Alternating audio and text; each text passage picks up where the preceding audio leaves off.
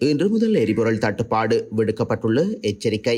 ஸ்ரீதரனுக்கு எதிராக உள்ளக நகர்வுகள் முடிவை மறுத்த சுமந்திரன். நாட்டில் அதிகரிக்கும் HIV நோயாளர்கள் வெளியான அதிர்ச்சி தகவல். யாழ்ப்பாணம் போதனாவில் அரங்கேறிய நாடகம் சத்திர சிகிச்சைக்கு பணம் கோரியதாக குற்றச்சாட்டு. மின் கட்டணத்தை குறைப்பதே நோக்கம் கஞ்சன விஜயசேகர் அறிவிப்பு.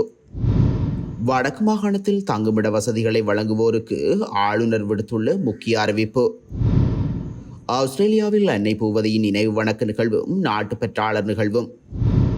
இஸ்ரேலின் எந்தவிதமான தாக்குதலையும் எதிர்கொள்ள தயார் ஈரான் அதிரடி.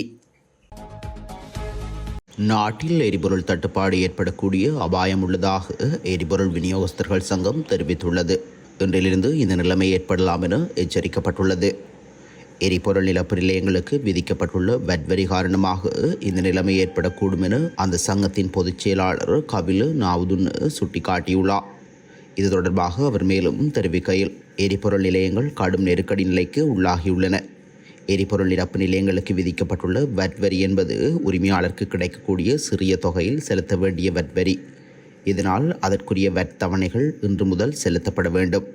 அவ்வாறு செலுத்தப்படாவிட்டால் எரிபொருள் நிலையங்களில் அடுத்த கட்ட பயணங்களை மேற்கொள்ள முடியாத நிலைமை ஏற்படும். கடந்த 3 மாதங்களாக இந்த பிரச்சனையை தீர்க்க கோரிக்கை விடுக்கப்பட்டும் கலந்துரையாடல் மேற்கொள்வதற்கு எந்த நடவடிக்கையும் எடுக்கப்படவில்லை. இந்த நிலையில் இன்று முதல் எரிபொருள் நிலையங்கள் கடும் நெருக்கடியை சந்திக்கும்.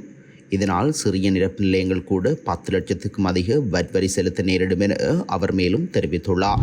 எங்களுடைய கட்சியின் பலவீனங்களை நாங்கள் சொல்லிக்கொண்டே இருப்பதில் அர்த்தமில்லை என்று தமிழரசு கட்சியின் நாடாளுமன்ற உறுப்பினர் சிவஞானம் ஸ்ரீதரன் தெரிவித்துள்ளார். அவர் மேலும் குறிப்பிடுகையில், தற்போது தமிழரசு கட்சிக்குள்ளே பல இடைவெளிகள் அதிகரித்திருக்கின்றன என்பது உண்மைதான்.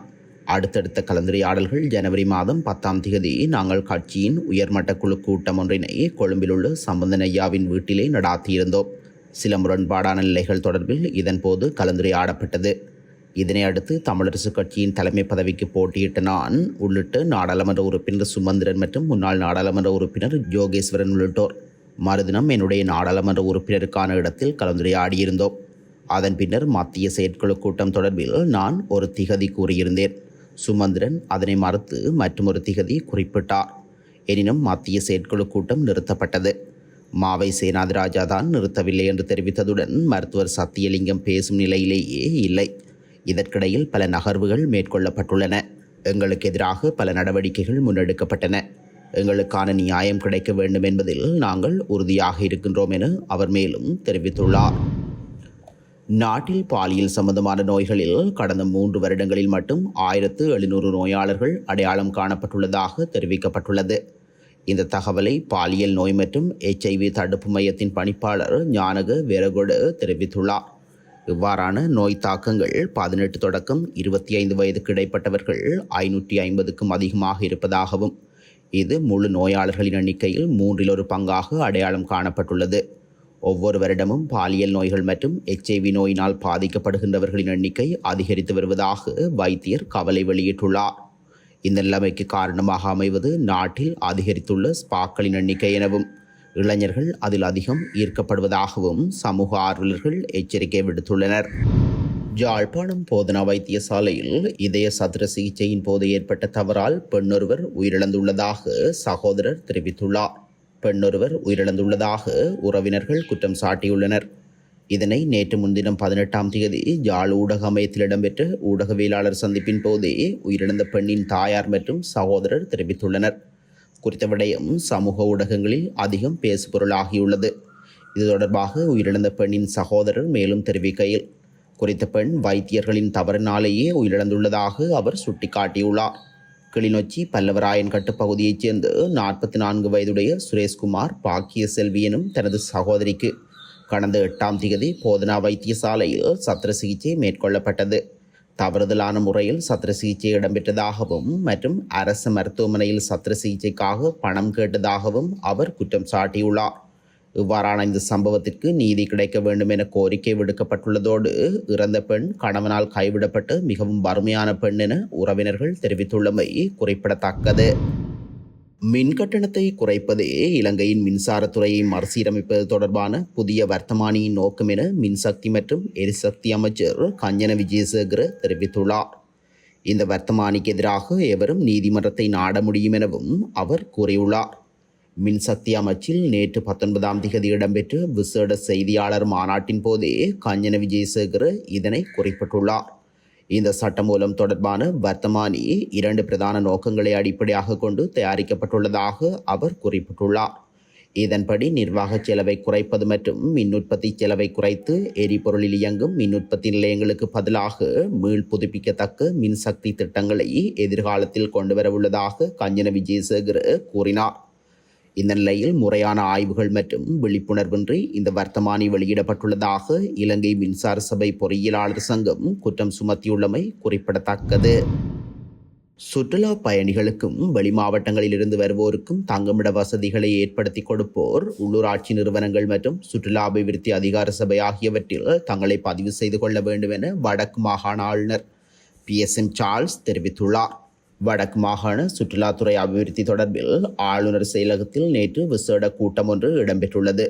இதன்போது வடக்கு மாகாணத்திற்கு வருகை தரும் சுற்றுலா பயணிகளுக்கான வசதிகளை மேம்படுத்துவது தொடர்பில் அதிக கவனம் செலுத்தப்பட்டுள்ளது.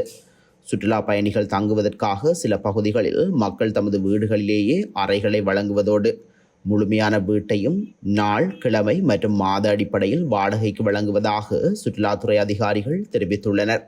எனினும் குறித்த நபர்கள் எந்த ஒரு திணைக்களத்திலும் பதிவுகளை மேற்கொள்வதில்லை எனவும் தங்குமிடங்களின் வசதிகள் தொடர்பில் கரிசனை கொள்வதில்லை எனவும் அதிகாரிகள் குறிப்பிட்டுள்ளனர். அவ்வாறான நபர்களுக்கு தேவையான பயிற்சிகளை வழங்கி அவர்களது வருமானத்தை அதிகரிக்கும் வகையில் ஊக்குவிப்பு செயற்பாடுகளை மேற்கொள்ளுமாறு வடக்கு மாகாண ஆளுநர் கூறியுள்ளார்.